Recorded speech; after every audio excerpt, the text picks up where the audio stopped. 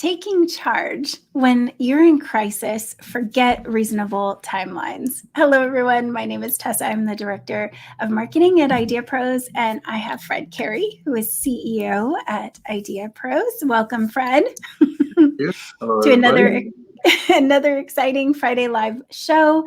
And so let us know when you hop in, #live or #replay when you're catching the replay. And really, pandemics, shipping freezes. I mean, there's all kinds of crises that can happen in your business journey.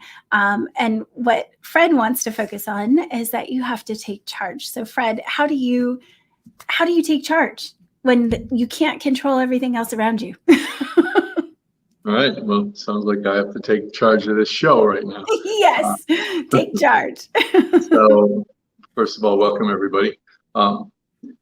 We talk not only on this show, but to our partners about structure, patience, having this methodical way of doing things. That all goes out the window when a crisis happens. And people who are my partners know that we've gone through a crisis here over the last 2-3 months that we've had to deal with and find a way to deal with aggressively. And that takes kind of the plans that you have and just puts them into this roller coaster where things get moved around in ways you were not expecting. You need to be able to think on your feet when things like that happens, because then when you sit there and you follow the same old routine, the same structure, the same processes that you normally deploy when you're working through your project, your product, your company, then you're going to find that those don't work in a crisis situation. For example, if you're not used to micromanaging, and you shouldn't micromanage, if the ship is falling, that captain's going to get up all over the place and have buckets and start trying to empty the water herself. And the same thing when you have a crisis situation with your company. Is it a product crisis? It's an employment crisis. It's a macro environment situation. Whatever it is, you need to be able to step up to the plate, forget about the rules, and do everything in your power to get through what the crisis is while you're figuring out what to do about it in the short run and in the longer term. Do you have any advice for people that are going through this as far as how to involve your team or to lead your team? Be very strategic, right? You need to bring the team in, look at what the crisis is, look at what's going on, make sure that you are doing all the things that you can do in that crisis mode to take care of what the situation is. And in a particular case for us, the very first thing for us was to be able to collect all the data that we have. What do we have? Where are we? So once we figure that out, then we can figure out what is left to do, how to handle it, what to do about it. So any type of crisis mode, the very first thing involves analysis. Who are my players? Who aren't my players? What resources do I have to depend on? What resources was I expecting, for example, that are now part of the crisis? Collect those resources, see where you are with them, so then you can put together an action plan of what you're going to do about it. Perfect. And you actually are coming together because when you are in these crisis situations, sometimes you can only see red. Not that you're angry necessarily, but you can only see the emergency of it. And so bringing in other people who have other perspectives and maybe aren't as tied closely in, still team members that you trust, of course, but you're bringing in your team, you're figuring things out as a group and not trying to do it all by yourself, for sure. Yeah. And one thing that experience gives you, probably the most important thing I can impart right now, is step back. Don't do what you're inclined to do. Let's suppose somebody, one of your providers really messed you up, or they're selling to somebody else, or they're doing something that is not consistent with the agreement that you have in place. And it's affecting your business terribly. The first inclination is to go up there and start swearing and lawsuits and everything else. You have to your natural inclination to go that way, you have to be able to hold it back, and you have to hold it back from your team members, because you're not going to get to where you want to go unless you have everything you need to be able to take the next steps. And if you have a provider that you're working with that happens to have 2 weeks worth of supply of a product you're trying to put out, but you need 3 months worth of supply, and you don't think they're going to deliver it, it's not the greatest time to start delivering an FU message. Right now, it's time for you to step back, be cordial, see what you have, see what can be worked out, even with somebody who's in an adversary mode from you, and take that necessary time, hold your tongue, take the time necessary to be professionals, find out where you are, why you're there, what part of what was supposed to be delivered is in fact available. Take delivery, and then you can do the FUs or whatever afterwards. And if you have junior or younger or less experienced executives working with you, that's one of the first things you need to tell the troops. Hold on, let's see what we got. Let's not all start pointing fingers. We need to understand the playing field that we have so that we can respond to this crisis opportunity in a way that's going to make the most sense for us and get us to where we need to go in the long run. Yes. And I think that understanding your minimum needs as what is the minimum you need? What's your ideal situation, but what's your minimum that you need to be able to get through this situation too, and being realistic that you might have to negotiate or you might have to work something out. And I think that knowing your minimum will help you to stand your ground, because that's a lot of what we're talking about, is being able to take charge. You need to know that impact on your business. You need to know that impact on your team and everything that it's going to affect.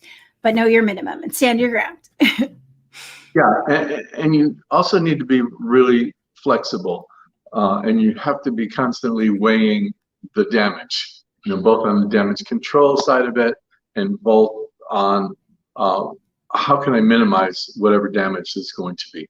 One occasion that I can think of recently, I offered one contractor of mine, I offered a $2,000 bonus every time they delivered to me what they're already contracted to deliver, what they were already paid to deliver. And I offered a sweetener to deliver what I already had a contractual right to get, to see if that sweetener would move the needle.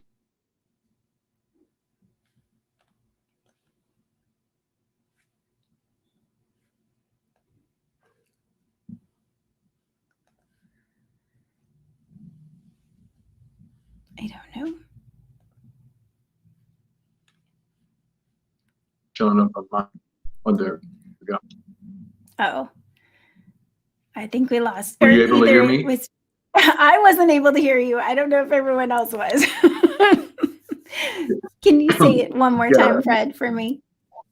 No, you went to black screen. The whole thing went to okay. Black. It was me then. So don't you worry. It was me.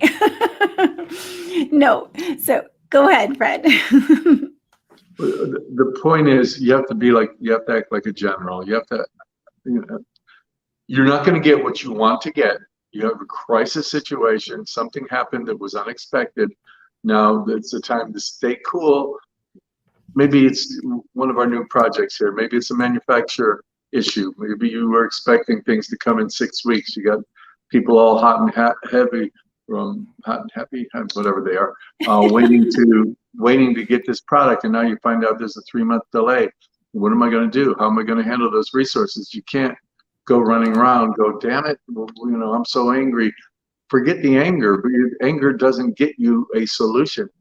Taking a deep breath, looking at where you are, how you got here, and what you're going to do about it is the only thing that's going to get you the solution that you need.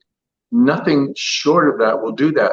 You can go blame your coworkers, blame your suppliers, blame China, blame the government. None of that is a solution. Your solutions come from calm thinking that's really strategic. Look at, these are the elements. This is what's happened. This is what it's going to take. to get me to where I need to go. And now this is the most important part. Communication, right? Every one of the players involved, you need to be able to communicate with. You need to be able to say, this is what I told you. This is what I was expecting. This is what has happened. And this is what we're going to do about it. If you don't have players that are even fringe support players, if they're not in the loop, they can't help you and they can only hurt you, because they're going to start being upset with you that you didn't deliver something. If it's a customer, I promised you this, and then you don't tell them anything and there's no delivery, that's not a good thing. So communicate, communicate, communicate. So when you first start this process, remember, without the communication part, you're going to be doomed. Right. I think you talked about how you were working with some stakeholders and you were really upfront about something that went bad and it turned out really well for you in the end. Do you mind telling that story again? Because I think that's a really good one. Oh, well, that was probably a story about Boxlot, where we had private investors. They invested, I think, around $8 million in this company that I had. We started out trying to chase eBay, and we had better products than them. I had a stamp that sold for a couple $1 million. We really were a true auction house, but couldn't compete with the trinkets and the momentum that people had going for this other company. And so rather than continue that way, I pivoted hard, and we started becoming a technology company, building the underlying technology necessary to run platforms like eBay and Yahoo and Amazon. There were a lot of difficulties in the pricing and payment vehicles that they had available to them at that time. So we built technology around that. We made big promises to our investors. And when it came about 10 days before we were supposed to launch with this new product, my engineering crew came in and said, we found these difficulties. We are not going to be able to launch in 10 days. In fact, it's probably going to be 6 months. That was devastating. That really was difficult. And I had to really think through that.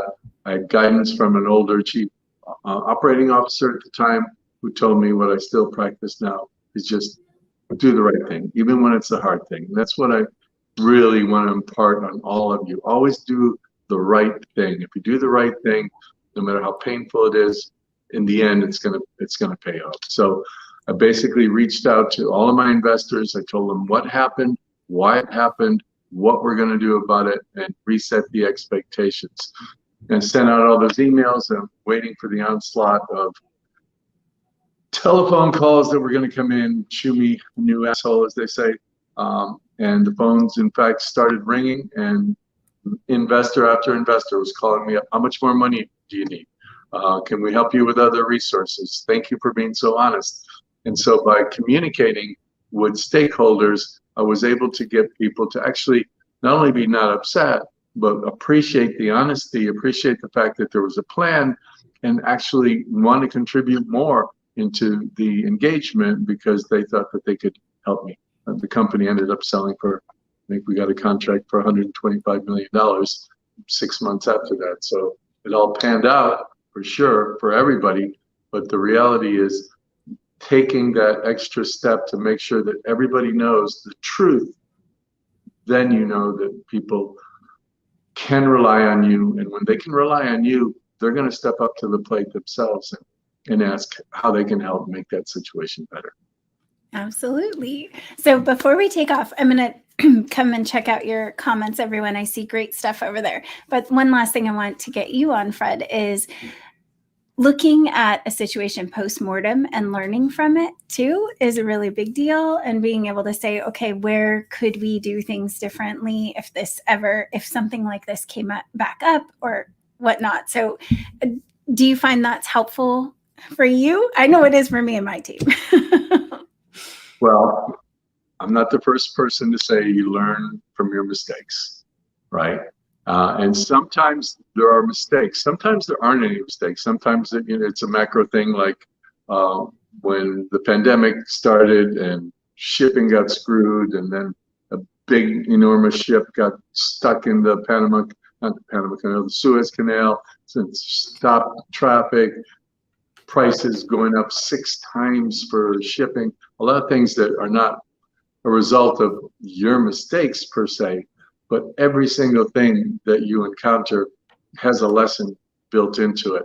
And whether it's something that I didn't check this guy enough, for example, one of mine, or I should have anticipated with all these things going around the world that maybe shipping was going to cost more money. Should I have staged stuff? Should I have looked for other manufacturers, other suppliers?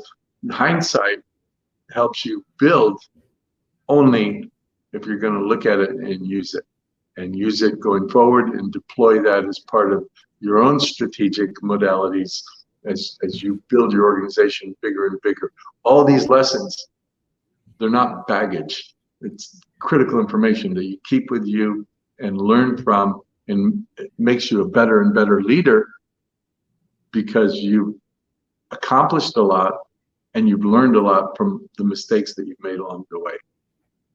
So well put. I couldn't have put it better. Thank you, Fred.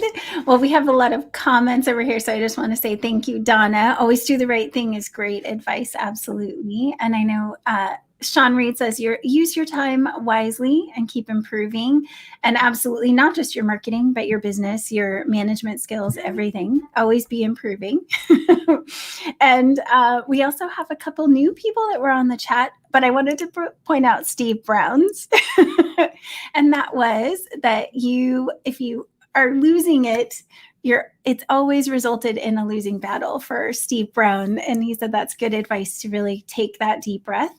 And I have to say that deep breathing is so much more than just a mental thing. It's physically good for your body if you're in those stressful situations. So, take the time, take those deep breaths and figure out what your next move is before you jump into anything.